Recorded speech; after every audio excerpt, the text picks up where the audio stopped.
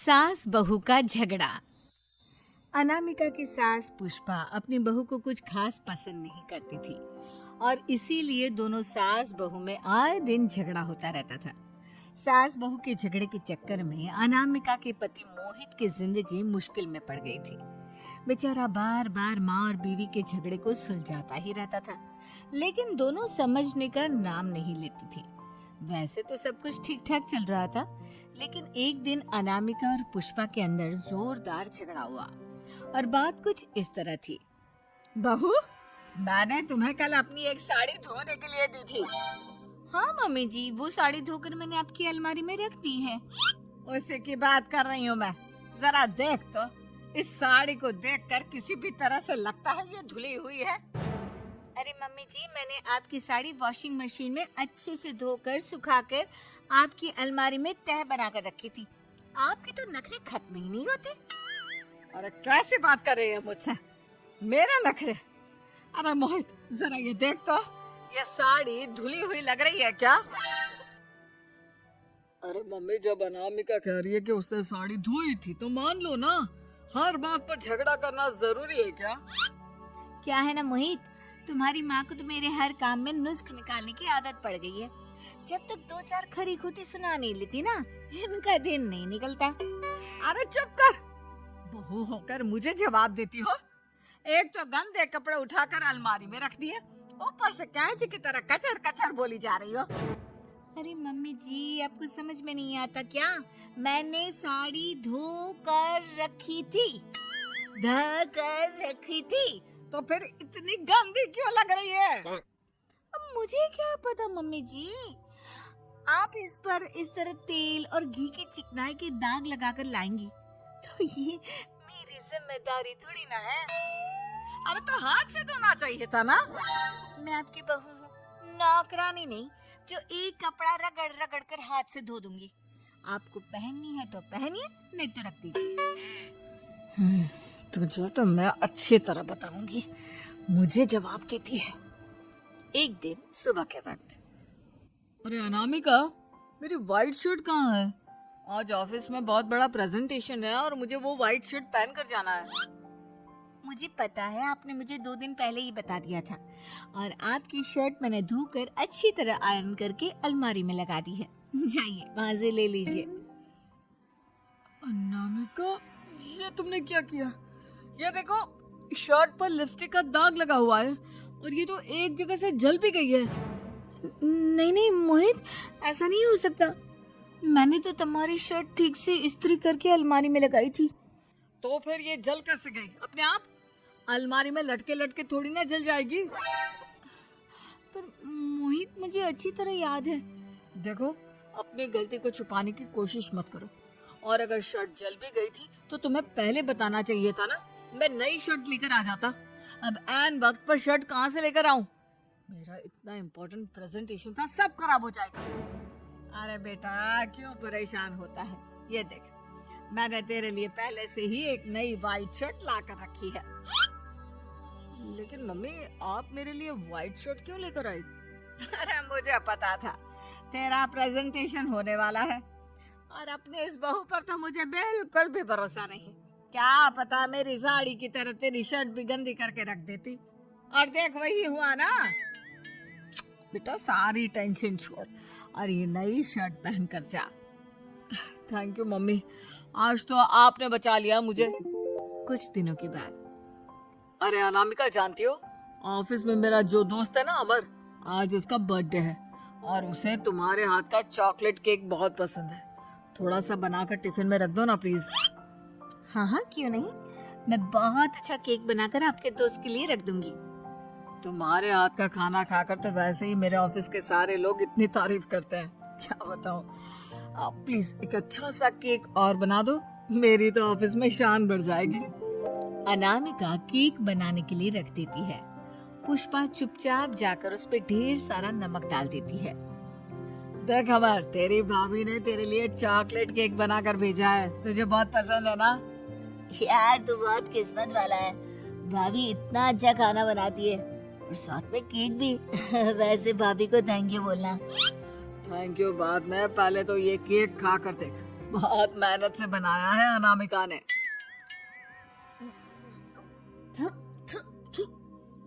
अरे यार, इस केक में तो बहुत सारा नमक है। लगता है भाभी ने शक्कर की जगह खूब सारा नमक डाल दिया है। अरे मोहित, तू तो अपनी बीवी की कुकिंग की बहुत तारीफ करता फिरता है। जरा पूछना अपनी बीवी से, केक में नमक कब से डलने लग गया? क्या यार, तुझे भी मेरा ही जन्मदिन मिला था बिगाड़ने के लिए? केक नहीं लाना था तो मत लाता, कम से कम मुझे इस तरह नमक वाला केक तो नहीं खिलाता। अरे नहीं यार, अनामिका ऐसा नहीं कर सकती, जरूर कुछ गड़बड़ हुई होगी।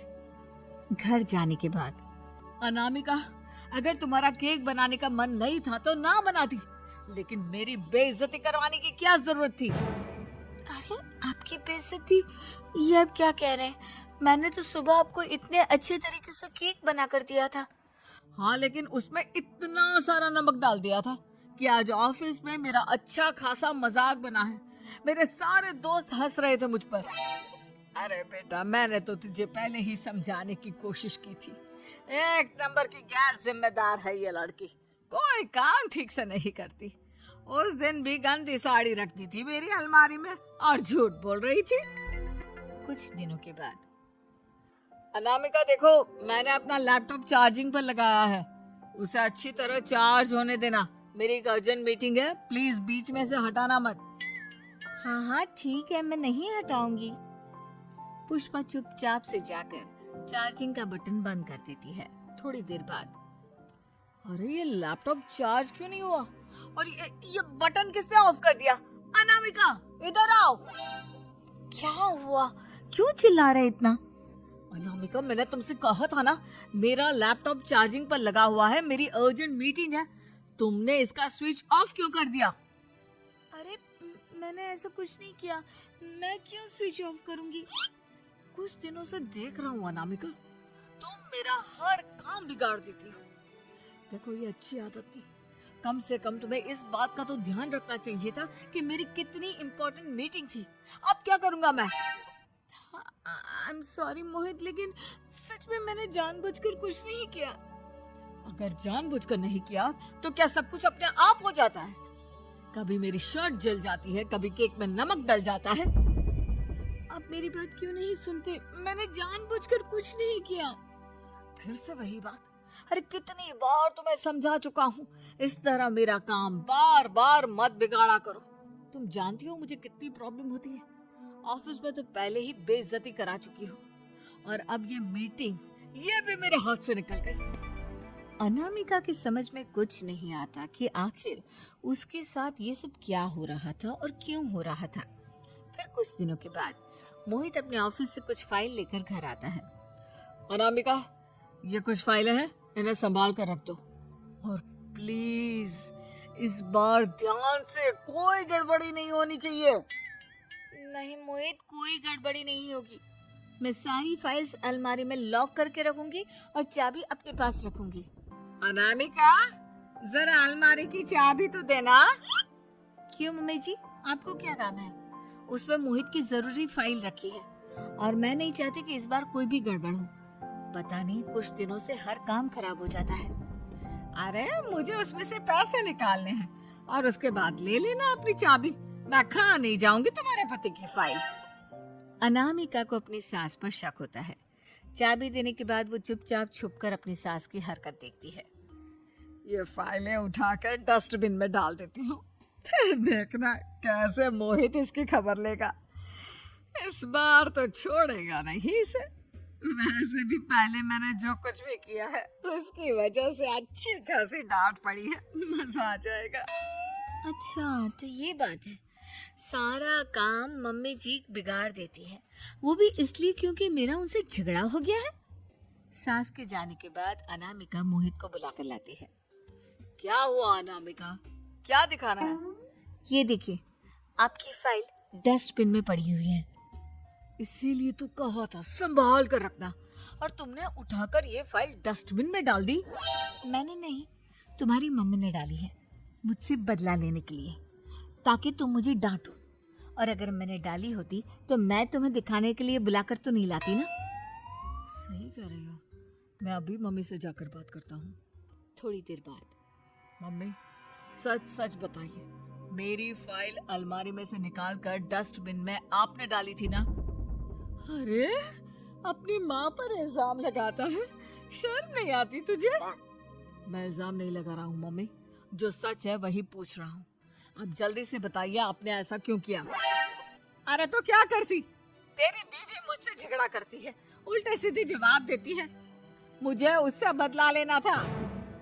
अरे मम्मी, लेकिन आप दोनों के झगड़े के चक्कर में मेरा कितना नुकसान हुआ है, ये कभी सोचा आपने? मम्मी जी, अगर आपका बदला पूरा हो गया हो तो आइंदा ऐसी कोई हरकत मत करना, क्योंकि अब आपकी सच्चाई हमारे सामने आ चुकी है। यह तो वक्त ही बताएगा मैं क्या करूंगी और क्या नहीं। मम्मी जी, कहा ना आप ऐसा कुछ नहीं करेंगी।